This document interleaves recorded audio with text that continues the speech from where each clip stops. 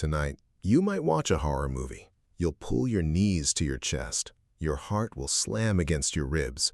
And somewhere in the middle of all that, you'll be having the time of your life. Why?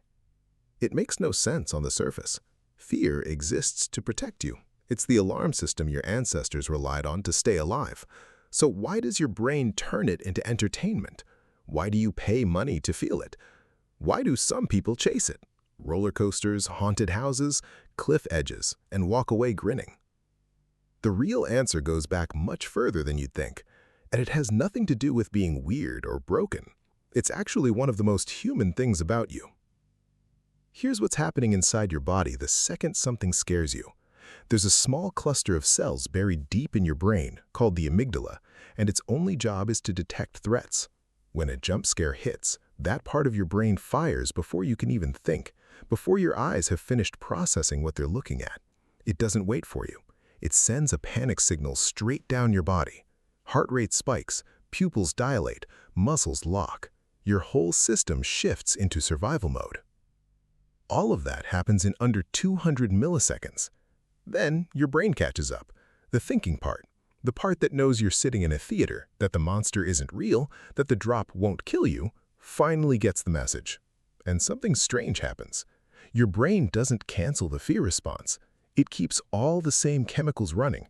The racing heart, the shallow breath, the electric feeling in your chest.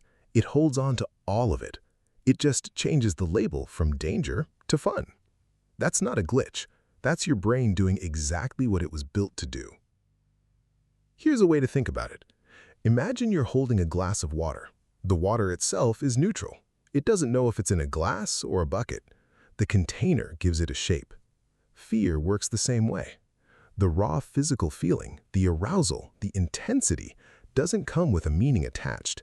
Your brain assigns the meaning based on context. Safe context, known exit.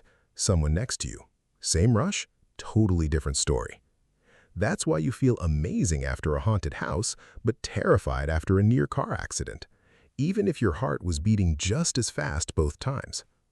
And this goes way back. Think about what it actually took to survive as a human 100,000 years ago. Not comfort, not safety.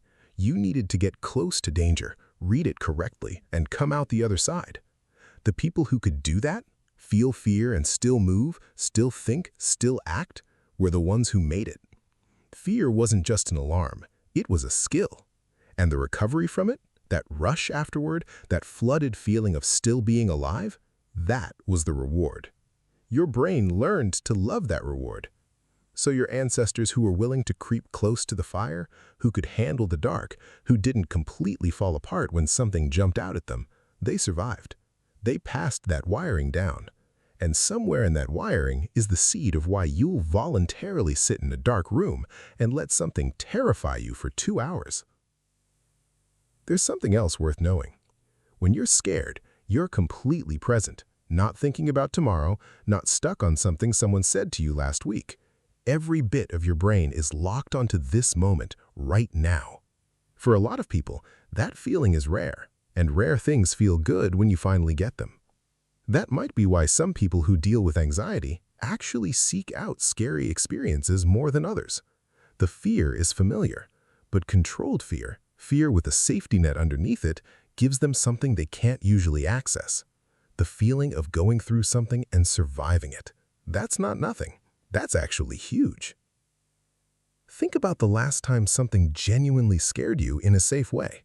A movie, a ride, a ghost story in the dark.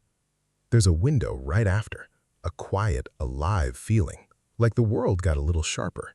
Your nervous system just ran a full test and passed, and your brain saved that, filed it away as evidence.